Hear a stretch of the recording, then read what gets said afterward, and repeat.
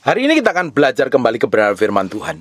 Bapak Ibu, kenapa di dalam diri kita itu ada satu hal yang sepertinya berjuang bertentangan? Maunya kita melakukan kebenaran firman Tuhan, maunya kita hidup jadi orang yang sabar, penuh penguasaan diri, hidup takut akan Tuhan. Nggak taunya daging ini nggak begitu kuat. Akhirnya kita jatuh di dalam dosa. Ada sesuatu yang berjuang. Kita ingin melakukan hidup kudus, nggak taunya kita malah melakukan hal yang najis dan kotor. Kita mau berdoa, nggak taunya kita malah ngantuk dan tidur. Kenapa kok kita ini selalu ada hal yang bertentangan di dalam diri kita? Kalau kita ini nggak ditaklukkan kepada Kristus, kalau hati kita ini nggak ditaklukkan sepenuhnya kepada Kristus, akhirnya keinginan kita yang akan menguasai begitu rupa, menyeret kita, akhirnya kita jatuh di dalam dosa. Tidak heran banyak orang Kristen yang ngakunya Kristen, KTP-nya Kristen, rajin ibadah hari Minggu, tapi pada kenyataannya dalam praktek hidup hari-harinya dia melakukan hal yang jahat, hal yang tidak benar di hadapan Tuhan. Karena nggak bisa menaklukkan dirinya sepenuhnya di hadapan Tuhan. Nggak mau menguasai dirinya dengan tepat di hadapan Tuhan, menaruh semua keinginan dan hawa nafsunya pada pusat kehendak Tuhan. Di Yakobus 1 ayat 14 sampai 15, tapi tiap-tiap orang dicobai oleh keinginannya sendiri. Ini tiap orang dicobai oleh keinginannya sendiri. Maka keinginan kita ini harus selaras dengan Tuhan. Kita nggak bisa bertindak semau kita sendiri. Kita nggak bisa memutuskan segala sesuatu dengan cara kita sendiri. Apalagi hawa nafsumu, egomu, amarahmu, keinginanmu semuanya ingin diturutin. Kalau keinginan kita ini semua diturutin, ujung kita akan banyak sekali kita akan ketemu problem dan masalah. Keinginan kita yang tidak sesuai dengan kebenaran firman Tuhan harus ditanggalkan. Makanya kita perlu pikul salib, sangkal diri, mati daging setiap hari. Menaruh sepenuhnya hati kita, keinginan kita, hawa nafsu kita, pikiran kita, kemauan kita ini pada pusat kehendak Tuhan. Kalau tidak, keinginan tersebut akan menyeret kita. Akhirnya kita dipikat oleh keinginan itu, dan akhirnya keinginan itu dibuahi dan melahirkan dosa. Perhatikan ya ayat yang ke-14. Tetapi tiap-tiap orang dicobai oleh keinginannya sendiri. Karena ia diseret dan dipikat olehnya, sampai ngidam ingin melakukan dosa. Gak sadar diri, lupa ingatan, lupa daratan, lupa lautan, karena dipikat oleh keinginannya sendiri. Ada orang yang dipikat oleh keinginan dan hawa nafsunya begitu rupa, dipikat dan keinginan, dipikat dan dikuasain oleh amarahnya, sampai nggak bisa kontrol, nggak mengendalikan. Akhirnya keinginan itu dibuahi, dan keinginan itu akhirnya melahirkan dosa. Dan apabila dosa sudah matang, ia melahirkan maut. Semuanya, segala sesuatu yang bikin trouble, bikin masalah dalam kehidupan kita itu ada permulaannya. Nah, permulaannya itu yang harus kita selesaikan. Itu yang harus kita serahkan di hadapan Tuhan. Keinginan kita, kemauan kita, apa yang kita pikirkan, apa yang kita mau lakukan, apa yang kita mau putuskan, itu harus sejalan dengan Tuhan. Kalau tidak, kita akan diseret terus jatuh dalam dosa. Tidak heran banyak orang Kristen rajin ibadah, tahu kebenaran firman Tuhan, dipenuhi Roh Kudus, berbahasa lidah, tapi masih terus gampang marah, gampang ngamuk, emosian, bikin dosa. Yang lebih parah lagi, orang yang ngaku Kristen merasa hidupnya benar sendiri, nggak taunya malah melakukan kejahatan. KTP-nya Kristen, kelakuannya iblis, sikapnya jahat, kelakuannya buruk, nyakitin orang lain. Ya akhirnya tidak berkenan di hadapan Tuhan. Kita ini harus benar-benar menguduskan hati kita ini sepenuhnya di hadapan Tuhan. Kita harus taruh hati kita sepenuhnya di hadapan Tuhan. Jangan sampai diizinkan keinginan dan hawa nafsu kita ini menguasai dan mengendalikan. Setelah kita ini menjadi percaya Tuhan, setelah kita ngikut Tuhan, kita ini menjadi miliknya Kristus sepenuhnya. Tetapi dulu sebelum lahir baru kita miliknya setan. Dan setan tidak akan pernah tinggal diam. Dulu kita ini menjadi miliknya dia, kita menjadi pengikutnya dia. Tapi karena kita terima Yesus, kita menjadi orang yang lahir baru, setan akan terus pakai cara tipu daya untuk menarik kita, menyesatkan kita dengan segala macam cara supaya kita jadi miliknya dia. Kalau kita ngikutin keinginan dan hawa nafsu kita akan dipikat oleh keinginan itu. Akhirnya kita buahin dan buahin, akhirnya melahirkan dosa, kembali menjadi miliknya setan. Makanya orang Kristen harus sadar diri setiap hari. Semua tindakannya, semua sikapnya, semua yang dia mau lakukan, semua yang dia harus perbuat harus seizin Tuhan, selaras dengan kebenaran firman Tuhan. Di 1 Korintus pasal yang ketiga 18, janganlah ada orang yang menipu dirinya sendiri. Jika ada di antara kamu menyangka dirinya berhikmat menurut dunia ini, biarlah ia menjadi bodoh supaya ia berhikmat. Banyak orang nipu dirinya sendiri loh, merasa pinter menurut cara pandang dunia, ternyata tidak pinter menurut cara pandang Tuhan. Orang yang berhikmat artinya orang yang memiliki penguasaan diri, pengendalian diri, menaklukkan hatinya, hidupnya, pusat kehendaknya pada pusat kehendak Tuhan. Ngerti apa yang Tuhan mau, ngerti apa yang Tuhan inginkan. Bukan berhikmat seperti orang dunia, pintar segala macam cara, ternyata kepintarannya untuk menipu. Buat apa nggak ada gunanya sekali? Kita ini kan harusnya hidup kita ini kan sepenuhnya ditaruh di hadapan Tuhan. Kita nggak bisa lagi kita ini hidup yang sembarangan dan sembrono lagi. Kita ini menjadi orang Kristen itu harus mendedikasikan hidup kita ini sepenuhnya di hadapan Tuhan loh. Kalau tidak, kita akan dikuasain oleh semua keinginan hawa nafsu kita yang harusnya kita taruh di pada pusat kehendak Tuhan. Di Roma 8 ayat ke-15, sebab kamu tidak menerima roh perbudakan yang membuat kamu menjadi takut lagi, tetapi kamu telah menerima roh yang menjadikan kamu anak Allah. Harusnya kita bukan lagi diperbudak oleh dosa, diperbudak oleh amal nafsu, diperbudak oleh keinginan, diperbudak oleh amarah. Karena banyak orang nggak bisa mengendalikan amarahnya, emosinya loh. Sekalipun dia rajin mendengar firman, tapi emosinya nggak bisa dikendalikan, ditaruh pada pusat kehendak Tuhan. Dia menjadi orang yang pemarah, meledak-ledak, nggak jelas. Emosinya nggak terkontrol. Bagaimana mungkin kalau engkau dikuasai dan diperbudak oleh emosimu, amarahmu, hawa nafsumu, menjadi orang yang berkenan di hadapan Tuhan. Tidak heran menjadi batu sandungan. Tidak heran orang Kristen kayak begini ini, kelihatannya rohani di luarnya, di dalamnya busuk dan jahat. Terekspresi dari kelakuan dan tindakannya. Bapak Ibu, kita harus taruh hati kita ini sepenuhnya di hadapan Tuhan. Setan tidak akan pernah terima ketika kita ini ngikut Tuhan. Dia selalu ingin balik menguasai diri kita. Di Matius pasal yang ke-12 ayat ke-43, saya pernah bahas ini, saya pernah khotbahin ayat ini, Bapak Ibu bisa cari di YouTube.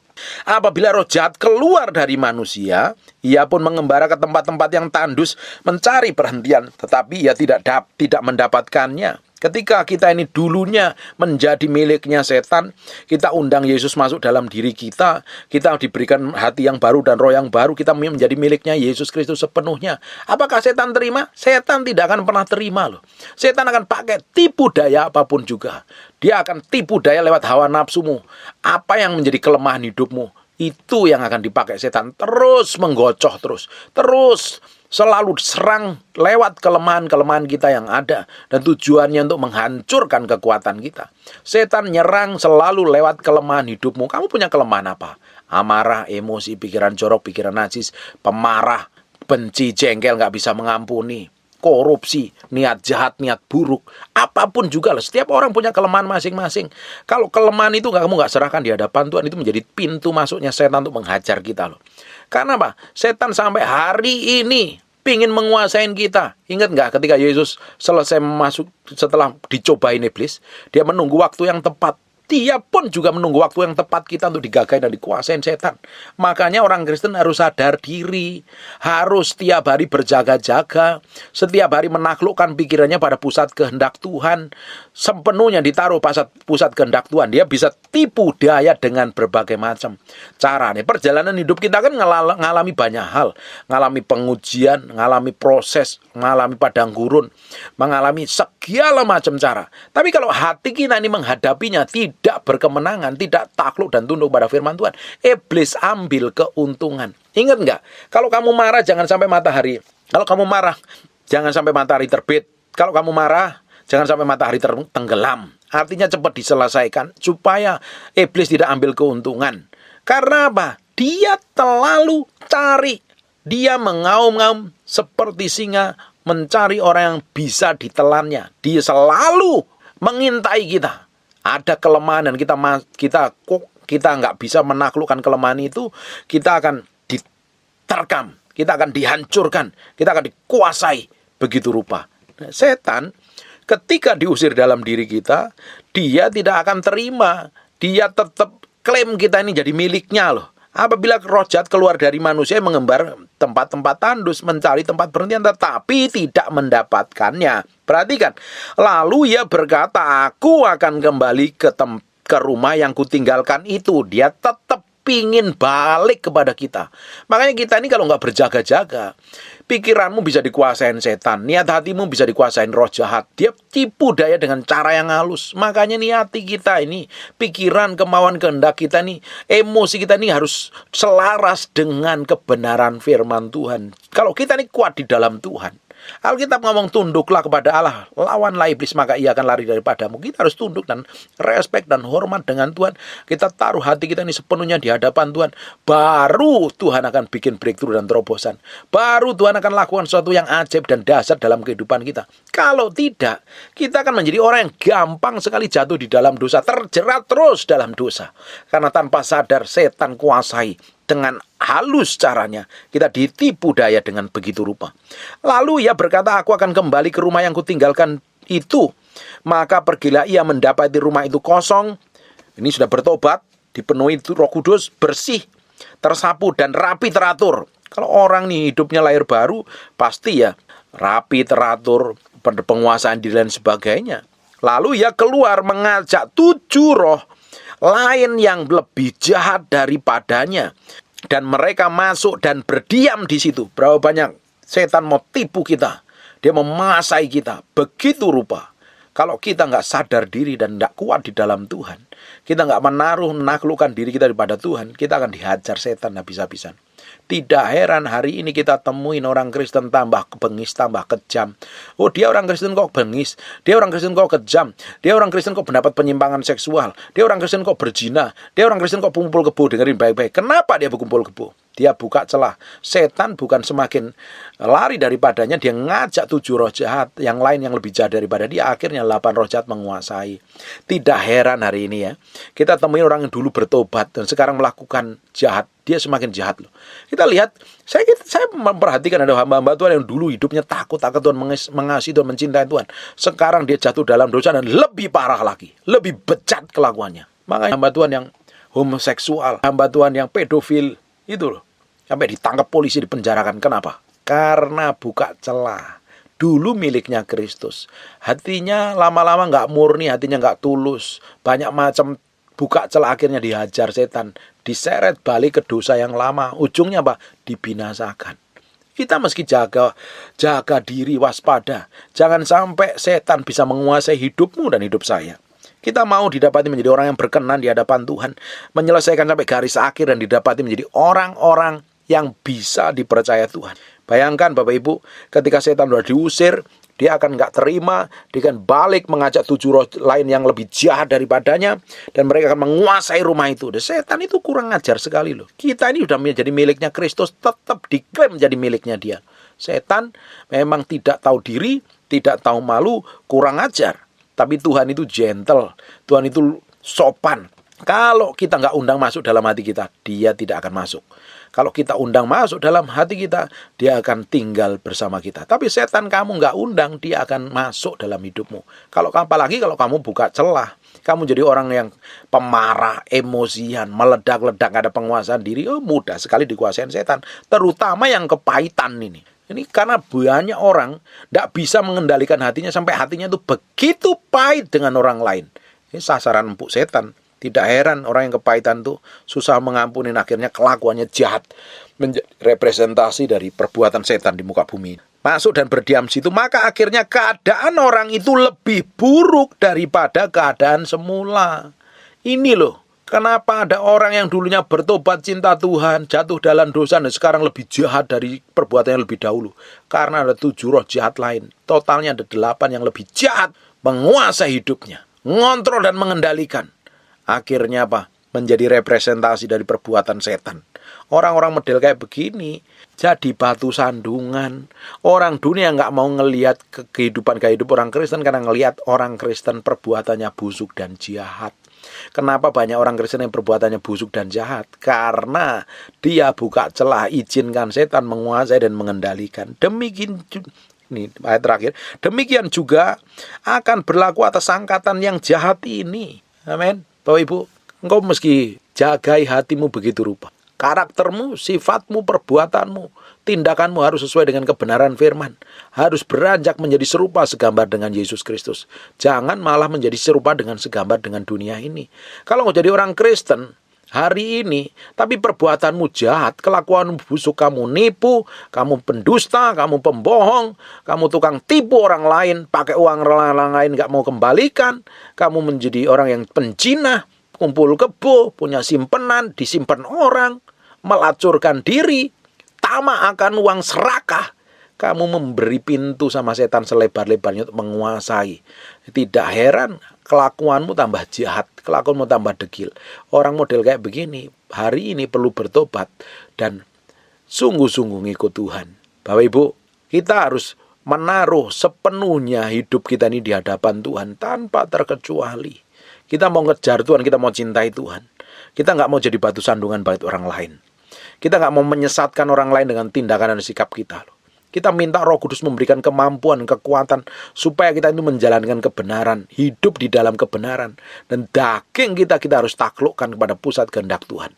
Jangan di-entertain terus. Keinginanmu, hawa nafsumu, kamu ikutin terus. Mumpung masih hidup di dunia sekali, kita nikmatin. Ujungnya kamu akan sesat dan binasa nanti. Ujungnya hidupmu akan jadi babak belur, kacau dan berantakan. Ada orang-orang yang keluarganya berantakan dan kacau luar biasa, bikin trouble di mana-mana. Karena ngikutin hawa nafsunya, tidak mau menaklukkannya pada pusat kehendak Tuhan. Orang model kayak begini, bagaimana mungkin berkenan di hadapan Tuhan? Oh, kamu kasih duitmu, kasih nyawamu, kasih apapun yang kamu miliki, kasih ke gereja, kasih persembahan ke hamba Tuhan. Tapi kalau kelakuanmu busuk dan jahat, tetap aja suatu hari kau akan ditolak Tuhan. Hidup ini kita harus taruh di hadapan sepenuhnya di hadapan Tuhan. Tanpa terkecuali jadi korban yang berkenan di hadapan Tuhan. Saya berdoa, apa yang saya sampaikan ini memang keras. Saya sampaikan ini akhir zaman kalau nggak diberitakan firman. Seperti pemberitaan Yohanes Pembaptis mempersiapkan jalan yang lurus. Nah, karena kita menyambut kedatangan Tuhan kedua kali. Yohanes Pembaptis dipersiapkan Tuhan menyambut kedatangan Tuhan. Yesus lahir di muka bumi ini memimpin dan memberitakan kebenaran. Dan hari ini kita ini sedang menantikan kedatangan Tuhan kedua kali loh. Kita nggak bisa kompromi lagi. Kita harus hidup kudus. Kita harus komitmen sama Tuhan. Kita harus mendedikasikan hidup kita ini sepenuhnya di hadapan Tuhan. Kita nggak bisa main-main lagi. Saya berdoa Bapak Ibu, hari ini Tuhan mengerjakan hatimu begitu rupa. Kamu akan berserah penuh di hadapan Tuhan dan ambil komitmen mencintai Tuhan dan menguasai Tuhan. Harusnya hidupmu berubah. Tambah hari, tambah berubah. Tambah hari menjadi serupa, segambar dengan Tuhan. Kalau hari ini ya, hari ini kamu tambah hari tambah pemarah, emosian, sakit hati, jengkel, dendam. Saya nggak habis pikir. Kamu tuh mencintai Tuhan, mengasihi Tuhan, atau kamu memberi hidupmu sama iblis loh. Kalau hari ini kamu udah dengar firman, tapi kamu nggak berubah-berubah, ada yang salah dengan hidupmu. Datang kepada Tuhan, koreksi di hadapan Tuhan. Hari ini jangan buka celah sama setan untuk menguasai hidupmu lagi. Kita harus menyerahkan dan menaruh hati kita ini sepenuhnya di hadapan Tuhan. Terus semakin hari kita semakin menyerahkan. Semakin seseorang itu menyerah di hadapan Tuhan, dia mati terhadap dirinya sendiri. Dia ngikutin kehendak Tuhan sepenuhnya. Dan ujungnya akan dipermuliakan Tuhan. Ujungnya hidupnya akan dipakai Tuhan secara luar biasa dan ajaib. Saya berdoa hari ini Tuhan selalu terus berbicara dengan caranya yang ajaib, membukakan mata hatimu, pikiranmu, sehingga engkau mengambil keputusan yang benar untuk mencintai dan mengasihi Tuhan. Menomorsatukan Tuhan lebih dari apapun. Amin. Sekarang tutup matamu, tutup Alkitabmu, kita berdoa. Bapa, dalam nama Yesus, terima kasih. Hari ini kita mau belajar. Hari ini kami sudah belajar firman-Mu. Kami memateraikan firman-Mu dengan darah Yesus. Terpatri dalam loh batin kami yang dalam. Dan hidup kami semakin hari semakin menyenangkan hati Tuhan. Terima kasih ya Tuhan. Terima kasih ya Tuhan. Bagimu hormat, bagimu pujian, bagimu pengagungan. Dalam nama Yesus. Berkati semua orang yang mendengar firman ini. Hatinya diubahkan. Hatinya dijamah Tuhan. Hatinya semakin hari semakin dibentuk menjadi serupa segambar dengan Tuhan. Bagimu pujian, hormat, dan pengagungan. Kamu berdoa untuk orang-orang yang sakit. Tuhan berkati orang-orang yang sakit. Oleh bilur Yesus dari Yesus, jadilah engkau tahir, jadilah engkau sembuh. Kamu berdoa dalam nama Yesus, terjadi kesembuhan nilai. Dalam nama Yesus kami berdoa dan mengucap syukur. Haleluya. Amin. And God bless you.